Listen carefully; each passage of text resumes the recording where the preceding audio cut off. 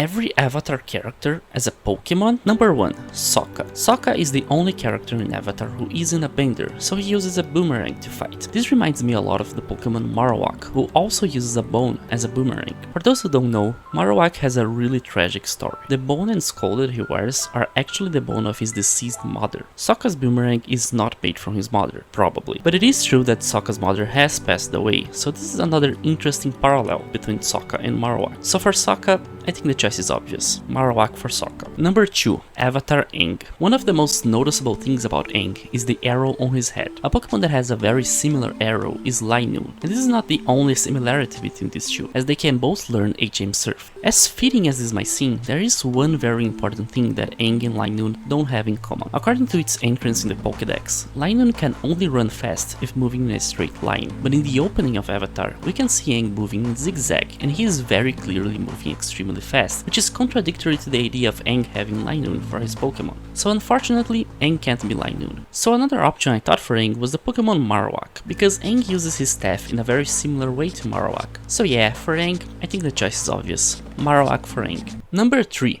Toph Beifong. The most unique thing about Toph is that she is blind. Unfortunately, there is no blind Pokemon, but there is one Pokemon who gets really close. Look at the Pokemon Marowak and how he uses his dead mother's skull as a helmet, and it perfectly fits his head. But look at his pre-evolution Cubone. While Cubone still uses the same helmet, because he's much smaller before evolving into Marowak, it doesn't quite fit his smaller head. So as he moves, occasionally it will inevitably block his eyes, making him temporarily blind. Toph is a ground type, just like Cubone. So for Toph, I think the choice is obvious. Marowak for Toph. Number 4. Tonton. During Season 2, Episode 3 of Avatar, the memorable character Tonton gets temporarily separated from his mother, just like Cubone got permanently separated from his mother because she's dead. Unlike Cubone, Tonton eventually does reunite with his mother, but I think the essence of their stories still remain very similar. It's pretty obvious to me that Tonton's arc was heavily inspired by Cubone, and I think the writers were really trying to use Tonton as a way to imagine some kind of alternate happy ending for Cubone's tragic story. So for Tonton, the choice is obvious. Cubone for Tonton. Because he's a baby, so he can't be Marowak yet, obviously. Number 5. Uncle Iroh. He can be Snorlax. Number 6. Princess Azula. Azula is a fire type, and what makes her stand out from the other fire types is that her flames are blue. That reminds me a lot of the blue flames of the Pokemon Marowak in its Alolan variant. Azula also lost her mother, which reminds me of the Pokemon Marowak and how it lost his mother. So for Azula, Marowak is the obvious choice. Number 7. Prince Zuko. Zuko is a fire type who lost his mother. Marowak is the obvious. Number 8. Katara. Katara lost her mother and uses water bending to fight. Alolan Marowak also lost his mother, however it uses fire bending, so it doesn't seem like it would fit Katara very well. However, Marowak comes from the Alola region, and there is water there, so for Katara, Marowak is the obvious choice. Number 9. Yonha. For those who don't remember, Yonha is the man who killed Katara's mother. Now choosing a Pokemon for him is a little tricky. He appears in only one episode and we don't really get that much information about him. But don't worry, after carefully analyzing and taking into consideration each and every one of the 1008 Pokemon and all of their alternate forms and variants,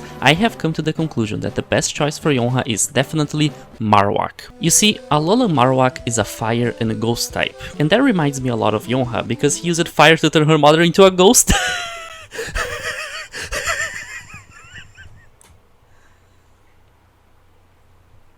The choice is obvious. Number 10. Every character in Legend of Korra can be trubbish because Legend of Korra is trash.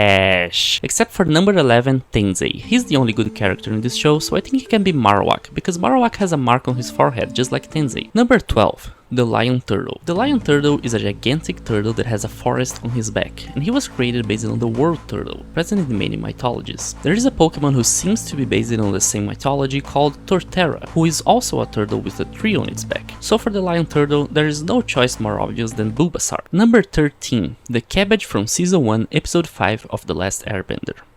This one. Cabbage is a very interesting character. She comes from a huge family of cabbages who are taken care of by the Cabbage Man. Even though they're not related by blood, the Cabbage Man takes care of Cabbage as his own daughter, and she sees him as a father as well. This dynamic between them reminds me a lot of the Pokemon Kangaskhan, who is a mother Pokemon who takes care of her baby. Now there has been a fan theory in the Pokemon community for years that claims that Kangaskhan was originally supposed to be an evolution for the Pokemon Marowak, and that when a Kangaskhan dies, the baby takes her skull cool and becomes a Cubone. Legend of Korra takes place 70 years after The Last Airbender, where the Cabbage Man already looks a bit old, so I think it's safe to assume that he has already passed away and Cabbage is an orphan. Also, cabbages are not living things, just like Cubone's mother. So yeah, there are just too many similarities here to be ignored, so for Cabbage, the choice is obvious. It's Budo. Because Budo is green like cabbage. The Cabbage Man though, definitely Marowak.